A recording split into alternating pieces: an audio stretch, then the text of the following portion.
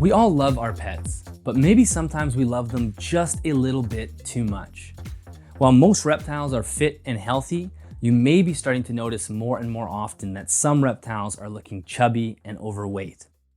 Now, overweight dogs, cats, hamsters, guinea pigs, rabbits, and even parrots are a common sight, so it's really no surprise that we're starting to see chubby snakes, lizards, and tortoises as well.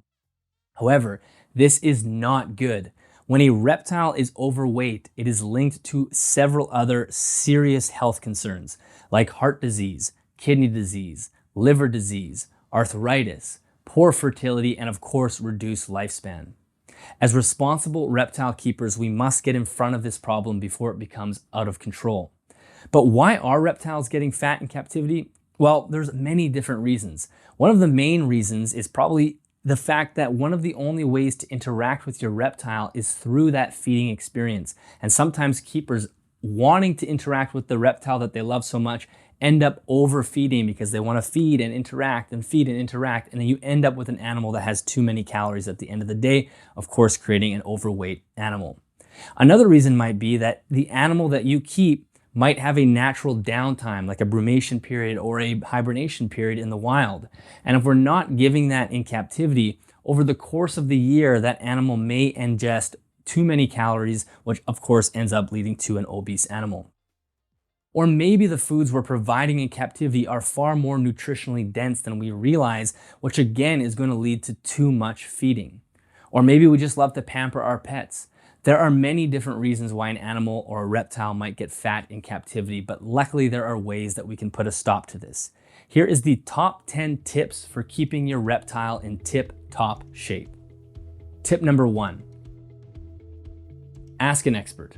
Take your reptile to a reptile-specific vet or a reptile-specific store for a regular checkup. Ideally, this should be done once every 6 to 12 months. This individual will be able to look at the body condition and let you know if that animal is overweight and give you advice that is specifically tailored to the species you keep. Tip number 2, weigh your animals. We should all be weighing our animals on a relatively consistent basis. I would say at least once a month. You should also be tracking this for your records so you can track the progress of your animal.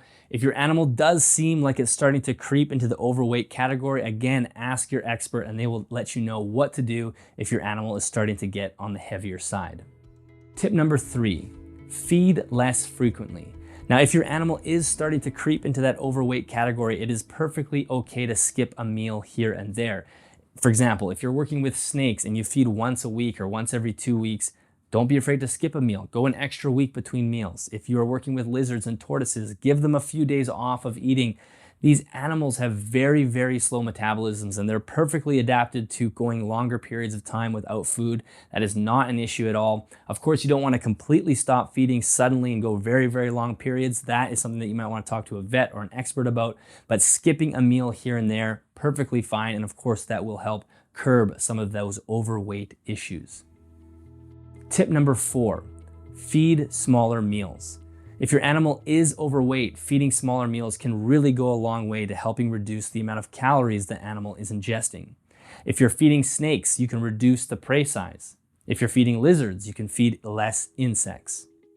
Tip number 5, go easy on the treats. Remember, waxworms, mealworms, and really any other bug larvae are a very high calorie treat. And if you do overuse those for your animal, you'll end up creating an animal that is overweight. If you keep an omnivore animal like a bearded dragon, for example, they can really benefit from more plant materials than overusing live foods. Tortoises do require a high fiber diet, so grasses and weeds are great for them. Really, you want to stay away from the foods that we like all the lettuce and those rich things that we put in our salads from the supermarket. That is not ideal for a tortoise. They are in the wild are going to be eating a lot more dry grasses and weeds, so that's what you want to provide them. Again, if you have any questions, make sure you go to your reptile store and they should have some good advice for you. Tip number 6, make your animal work for it. Of course, in the wild, food is not easy to come by. The animals are constantly burning calories in order to find meals, and we can actually replicate that in captivity. So maybe you bury your food in the enclosure, or use a puzzle feeder, or use feeding tongs and have the animal chase the food around. There are many ways you can have that animal moving in order to get the food, and any more energy burnt is a good thing, and that will reduce the chance of obesity. Of course, if you are leaving live food in an enclosure, it must be pulled out after a couple of hours. You don't want to leave live food in an enclosure. Tip number 7, give your reptile a workout. Now, this is one of my favorite tips.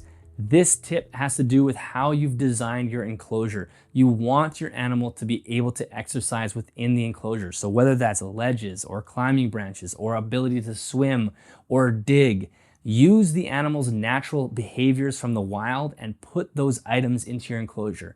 If you have an animal that's arboreal, give them space to climb. If they're more fossorial, give them space to dig. If they're swimmers, give them lots of space to swim. Any of those things, those animals will automatically know how to use, which will automatically give them a workout, which burns calories, which again is going to reduce the chance of obesity. Tip number 8, consider hibernating your animals.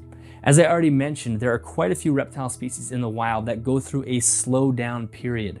Whether that's estivating during the hot months or brumating during the cool months, there's a lot of times a 1 to 3-ish month period where the animal is doing very little but also consuming almost no calories at all. And that can be replicated safely in captivity, which will help aid the animal in not overeating throughout the year. If this is something that you're interested in trying, make sure you talk to your local reptile specialist shop. They should be able to provide some advice for how to do it safely. Tip number 9, take responsibility. Remember, all the food that your animal eats in captivity comes from you. It is your responsibility to make sure you're feeding an appropriate amount. If your animal does start to become overweight, a responsible keeper could use this video in order to learn how to curb that. And finally, tip number 10, when in doubt, get it checked out. If you're looking at your pet reptile and you're really not sure if they are overweight or not, take them to a reptile specialized vet. If you're not sure of one in your area, head to your local reptile store. They should be able to tell you which vets in your area are used to working with reptiles.